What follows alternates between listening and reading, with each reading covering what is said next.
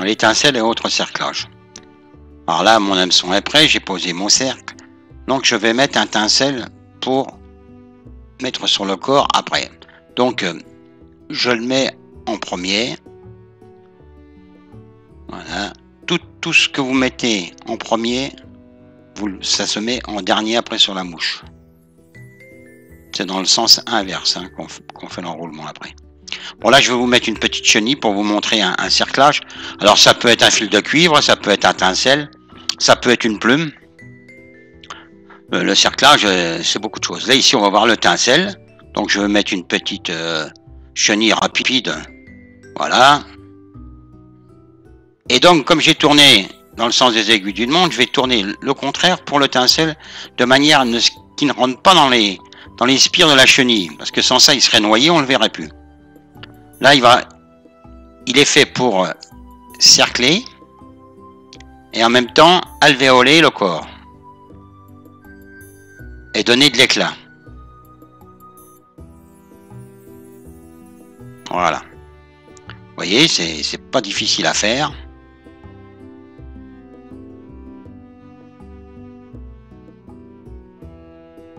Bon, on va voir maintenant avec un rond, que ce soit un fil de cuivre ou là je vais prendre un petit tincelle rond, de manière à le noyer dans les spires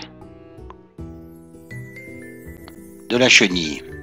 Pourquoi? Pour donner moins d'éclat, mais des fois c'est pour donner du poids.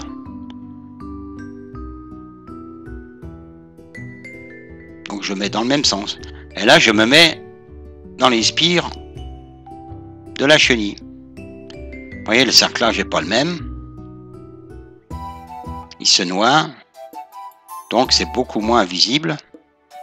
Mais ça a son utilité, hein, bien entendu. Hein, Je peux mettre une plume de coque aussi comme ça pour faire un enroulement sur le corps.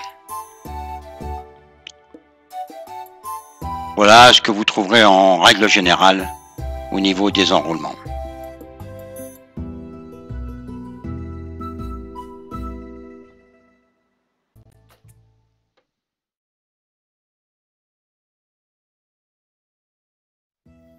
Nous allons monter une mouche maintenant de type araignée. Donc on va commencer sur du 12, hein, c'est préférable pour nous au début. Maintenant que vous avez vu tous les matériaux, tout le système de montage d'une mouche, on va en réaliser une. Pourquoi l'araignée? Parce que là on va avoir des cercles, un corps, un tincelle et un arc. C'est une très bonne mouche, on va faire la grise à corps jaune. Donc on va s'arrêter là à la courbure avec notre fil. Donc on fait notre sous-corps, comme vous avez vu dans les rubriques précédentes. Soit jaune. Là je coupe tout de suite. Voilà. Donc je prélève une pincée sur un hacle de coque gris, une bonne pincée pour faire mes cercles. Je vais les mettre à la même taille et les positionner. Voilà, pas plus long que la rampe. Bien sur le dessus.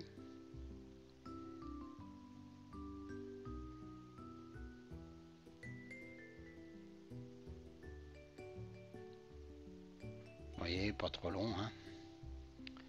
On va couper un tout petit peu quand même pour laisser un peu de masse sous le sous-corps. On fera un petit dubbing, donc c'est pas la peine de couper le bout des cercles. Donc là, on va poser un tincelle. Alors là, sur un 12, c'est déjà un médium. Si vous allez en dessous, il faudra prendre du fin. Bien. Positionner, serré. Bon, des fois, c'est vrai qu'il nous gêne un peu. Alors, on peut mettre une passe à linge. Moi, des fois, je mets une passe à linge au bout, ça m'évite. Là, on fera comme si on n'avait rien. Donc, je prépare une boucle à twister.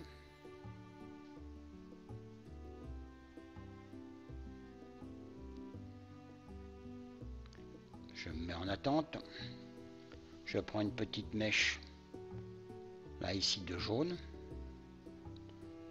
Je vais former une petite mèche que je vais mettre dans ma ligne de vie pour faire déjà à peu près un petit tube. Et je vais le coincer entre les deux fils.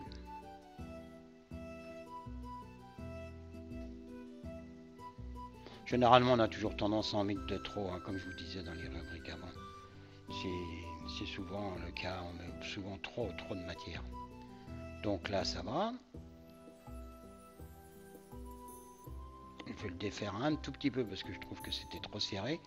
Et puis là, sur un 12, hein, il faut mettre quand même un corps. Là, je vais donc tourner ma mouche, le corps, pour aller jusqu'aux 2/3 de la rampe.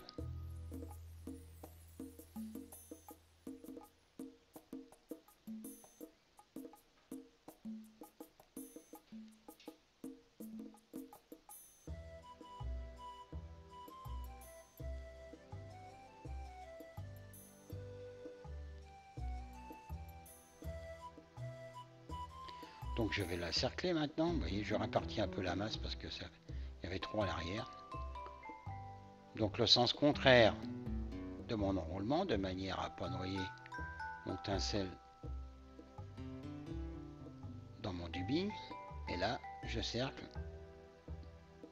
Vous voyez, j'ai fait 3 tours, pas plus. Hein.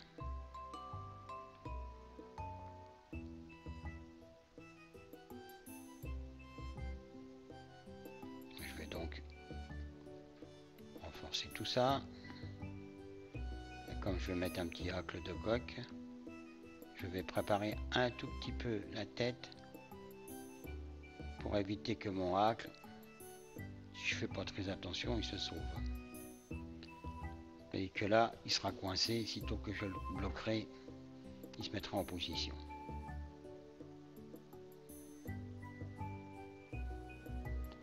Donc un petit hacle.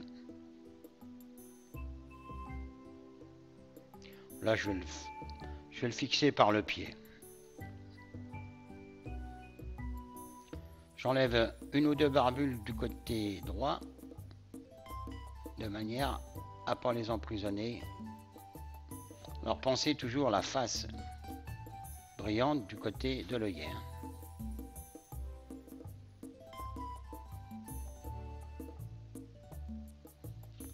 Et là, je serre, je vais couper tout de suite ça. Alors si vous le coupez tout de suite comme là, ne tirez pas trop sur la tige parce qu'autrement, il va se sauver. Puis avec ma pince à hacle, je vais tourner un hacle. Alors en règle générale, on fait 3 tours, quelquefois 4, ça dépend de la qualité des hacles. Quand vous n'avez pas beaucoup de barbules, on en fait 4 parce que des fois ça manque un peu de volume.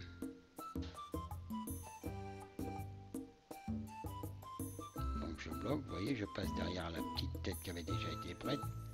Donc tout de suite il est bloqué, il ne bougera plus. Je le tourne pour ne pas couper sur le dessous, parce que si vous coupez sur le dessous, vous allez couper votre fil de montage. Et là, avec la main gauche, je tire les fibres au maximum en arrière. Ceux qui sont pris dans le fil, ne vous inquiétez pas, on nettoiera ça tout à l'heure. Voilà. Donc on fait notre nœud final.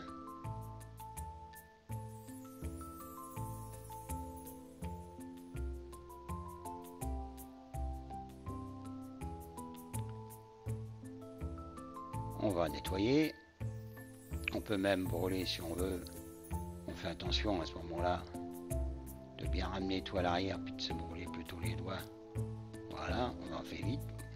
Voilà donc une mouche grise à corps jaune. Là vous avez quand même les caractéristiques. Je vais mettre un petit peu de vernis et puis me servir du petit outil que je vous avais montré. Vous voyez, ça protège bien.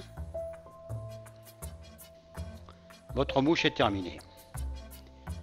Donc ici nous avons une grise à corps jaune. Vous pourrez monter des multitudes de mouches, streamers, chiro, nymphes, noyées, sèches, terrestres, Du moment que vous restez méthodique en suivant les explications des guides ou du manuel, il n'y a aucun problème. Au début, vous vous entraînerez, et puis voilà. Là, on a monté un tincelle, un corps, on a mis un hacle. Si vous voulez que votre mouche baisse un peu sur l'eau, vous coupez le hacle par le dessous. La truite voit par dessous. Bon montage, amusez-vous bien, et à la prochaine.